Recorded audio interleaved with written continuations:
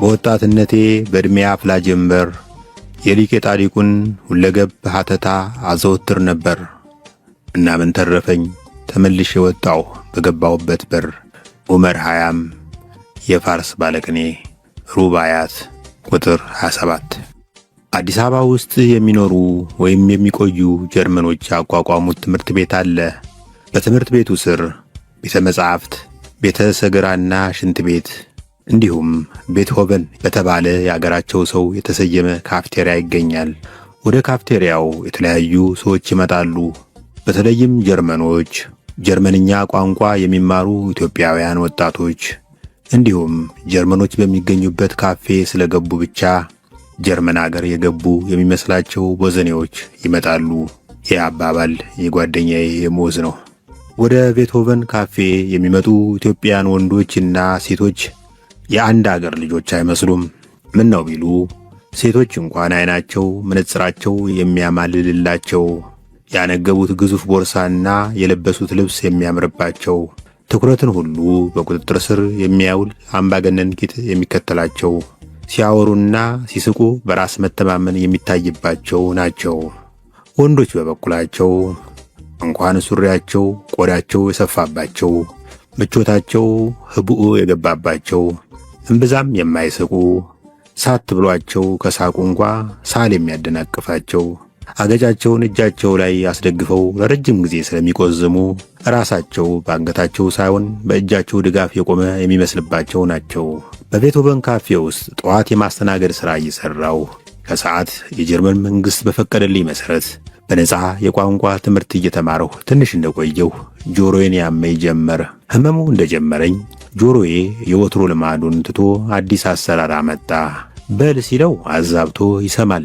ካፍቴሪያው ግድግዳ ላይ በተንጠለጠለው ቴሌቪዥን የቢቢሲ ዜና ስከታተል ጆሮዬ ሆርን ኦፍ አፍሪካ የሚለውን ሆርን የአፍሪካ ብሎ ይሰማል።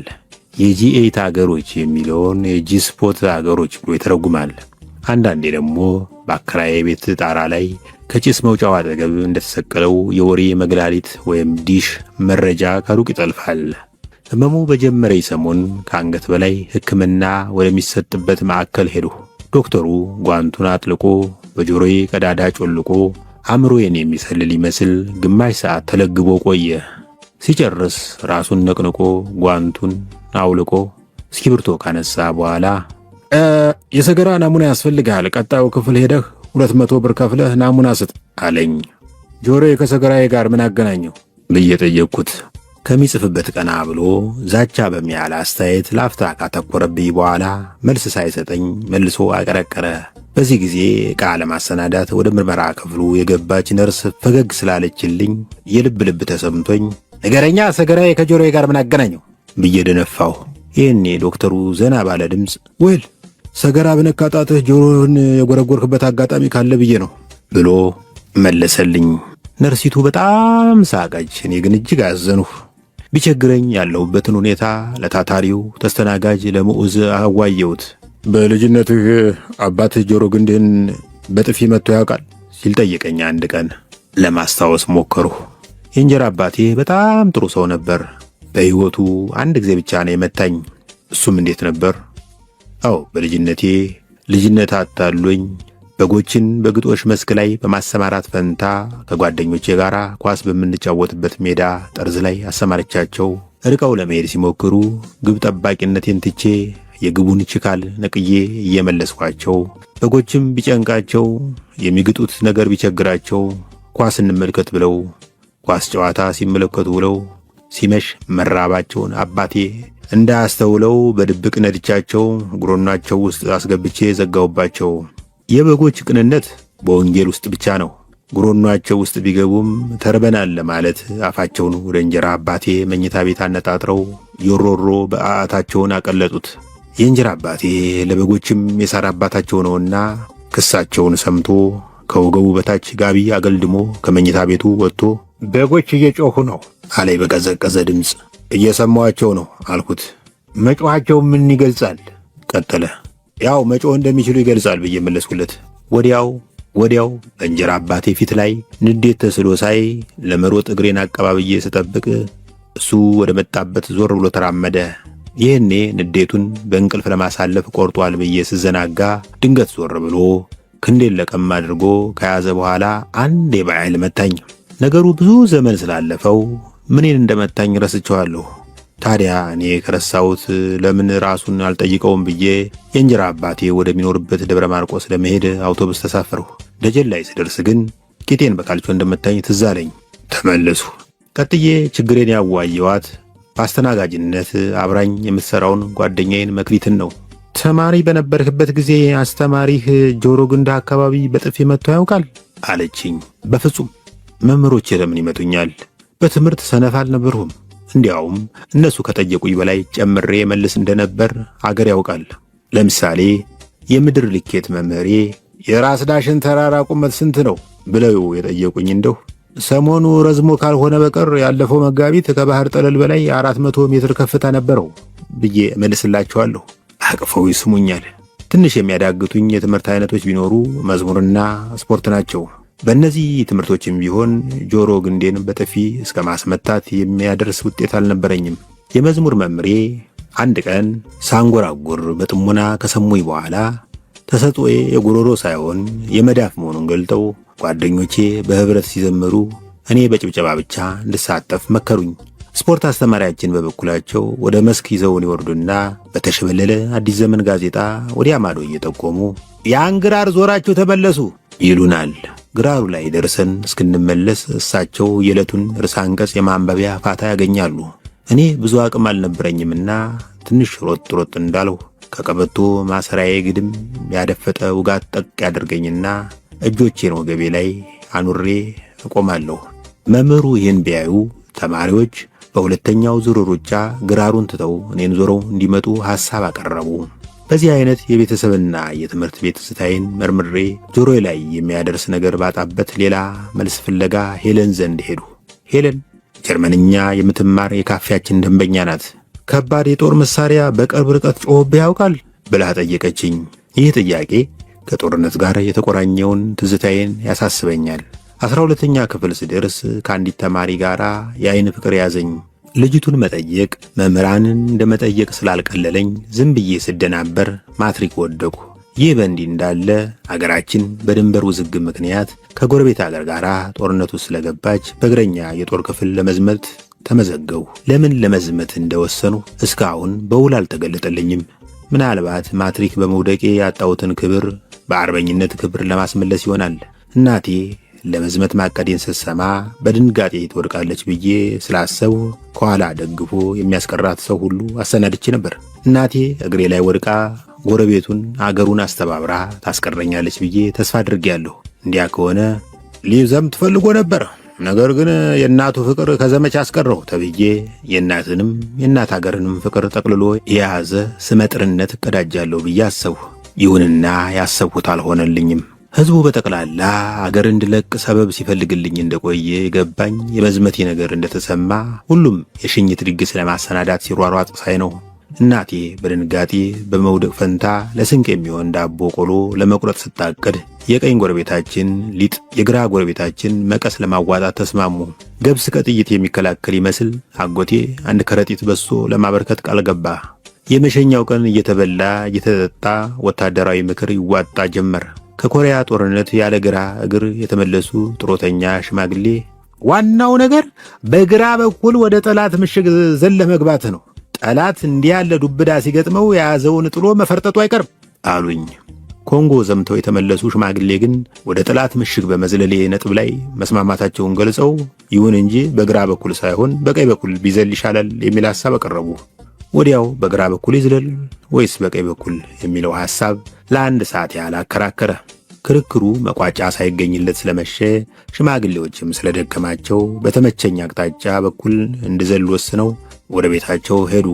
በመጨረሻ ላይ ሲሰናበቱኝ በአንገቴ ዙሪያ እንደ ቡዳ መድኃኒት ተጠምጥመው ያለቀሱት መሪር ለቅሶ የሚሄድበት ዘመቻ ወደ ምሽግ ከመዝለል የከፋ ነገር እንዳለበት አመለከተኝና እኔም ጦሽ ብዬ አለቀስኩ። አንባቢ ሆይ እኔ አገሬን ወዳለሁ። አገር ሲኖር ነው የሻይ ማለቢያ ማሽን የሚኖረው። የሻይ ማለቢያ ማሽን ሲኖር ነው አስተናጋጅም ተስተናጋጅም የሚኖረው። ያም ሆኖ የአገርን ሉዓላዊነት በደም ማስጠበቅ በሚለው አላምንም። ከሚገረዝበት ቀን በቀር የወንድ ልጅ ደም እንዲፈስ አልፈልግም። እንዲህ ስል ግን የአገር ዕጣ ፈንታ የሚወሰነው በማሸነፍና በመሸነፍ መሆኑን ዘንግቻ አይደለም። ግጭት አይኖር የሚል ደደብም አይደለሁም። ቦታ ከጠበበው እንኳን አገርና አገር ብርጭቆና ብርጭቆም ይጋጫል። እኔ የምለው የተሻለ የመሸናነፊያ መንገድ ይኖር ነው። ለምሳሌ ሁለት አገሮች በድንበር ቢጣሉ ከአወዛጋቢው ድንበር 42 ኪሎ ሜትር ርቀት ላይ ወታደሮቻቸውን ያሰልፉና ወደ ድንበሩ አቅጣጫ እንዲሮጡ ይዘዟቸው። ቀድሞ ሮጦ ወደ ድንበሩ የደረሰውን ወታደር ያሰለፈች ሀገር አወዛጋቢውን መሬት ትውሰድ። የለም ያለ ጠብ አይሆንም ከተባለ ደግሞ ወታደሮች ከባድ መሳሪያቸውን ትተው ትግል እንዲገጥሙ ይደረግ። ብዙ ወታደር የተዘረረባት ሀገር አወዛጋቢውን መሬት አሳልፋ እንድትሰጥ ይሁን። መቼም ይህን አሰብኩት እንጂ ለባለስልጣኖች አልተናገርሁትም። ይህን ከመናገር ይልቅ ወደ ማሰልጠኛ ጣቢያ ይዞን ከሚሄደው የጭነት መኪና ላይ ወደ መሬት መዝለል ቀለለኝ። ያኔ መሬት ያረፉት በጆሮ ግንዴ በኩል ይሆን እንዴ?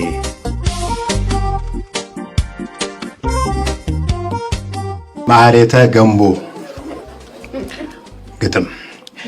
ባጭር ቀረን ስንል እድሜ ላበደሩን፣ ቀርጸው ላሳመሩን፣ ለኩሰው ላበሩን ቺርስ። ፊታችንን አይተው እንደተቸገርነ ከዓይናችን ላወቁ፣ ስለ ማርያም ብለን እስክንለምናቸው ቆመው ላልጠበቁ ቺርስ። ወድቀው ለማይጥሉ ነግሰው ለሚያነግሱ፣ ነውራችንን አይተው ልክ እንደ ድመት ኩስ ለሚያለባብሱ፣ ብድር አበድረው ፈጥነው ለሚረሱ ቺርስ። ላባ ላረጉልን የመከራ ሸክሙን፣ ቀልደው ላሳቁን ተጫውተው ላከሙን፣ በቸከ ዘመን ላይ ስጋ ለበስ ትንግርት ሆነው ላስደመሙን ቺርስ።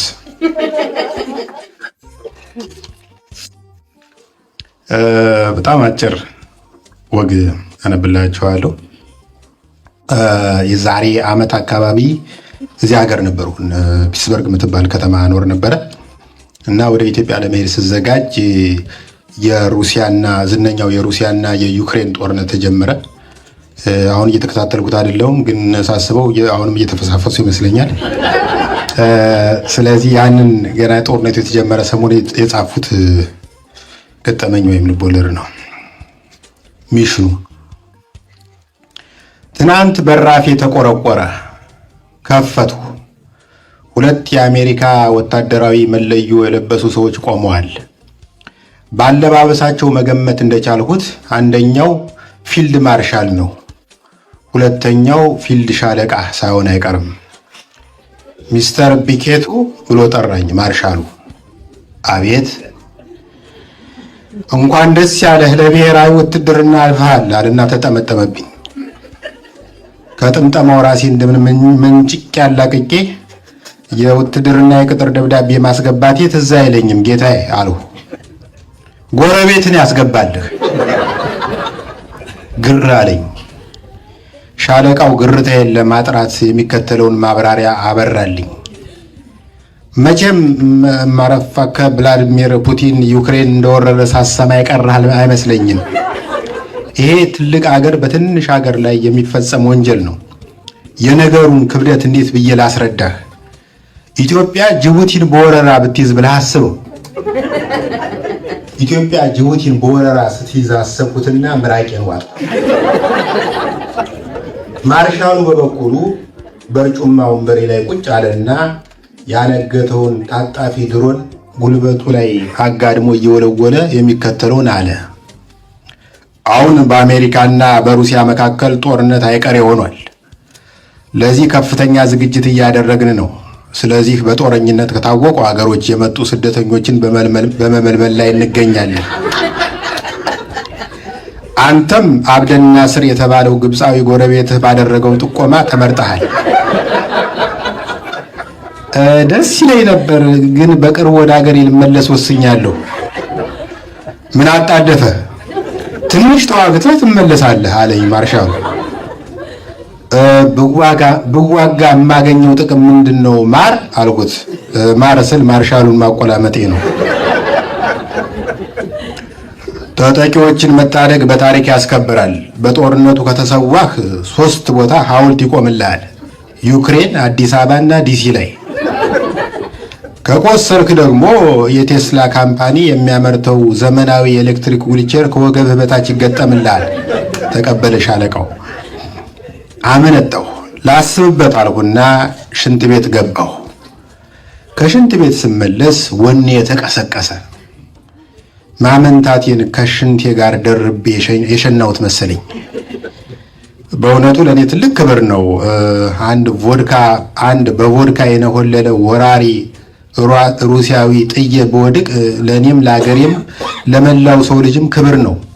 ዛትስ ማይ ቦይ አለኝ ማርሻሉ በደስታ ፈንት። በምን ዘርፍ እንደምዘምት ብታስረዱኝ። አየር ወለድነት ይመቻል አለ ሻለቃው። ከልብ ወለድ ወደ አየር ወለድ ትንሽ አይከብድም?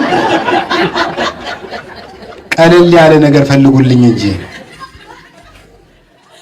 ብረት ለበስ ላይ እንዴት ነህ? በልኬ የተሰፋ ብረት ከተሰጠኝ አሳምሬ ለብሳለሁ። ሻለቃው ትንሽ ካሰላሰለ በኋላ በመድፈኝነት ዘርፍ ትመደባለህ፣ መድፈኛው ሲተኩስ አንተ ጥይት ታቀብላለህ በማለት ወሰነ። የመድፍ ጥይቱ ራሱ ከሱ ቁመት ይበልጣል፣ ሊሆን አይችልም አለ ማርሻሉ። ሁለቱ መኮንኖች ትንሽ ተጨቃጨቁ። የደሞዙ ነገር እንዴት ነው በማለት አቋርጥኳቸው። በወር $10,000 ከነ ጥቅማ ጥቅሙ። በቃ ጥቅማ ጥቅሙን ብቻ ስጡኝና ዩክሬንና ሩሲያን ላደራድራቸው። በጣም ተናደው በሩን ከፍተው መውጣት ጀመሩ።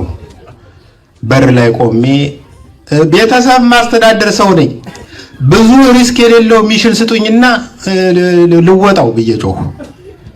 በራፌ ላይ ያቆሙትን ታንክ አስነስተው ከመሄዳቸው በፊት የሚከተለውን ብያለሁ። ዲሲ የሚገኘውን የሩሲያ ኤምባሲ ላይ ድንጋይ የሚወረውር ሰው ከፈለጋችሁ ደውሉልኝ። በጣም አመሰግናለሁ።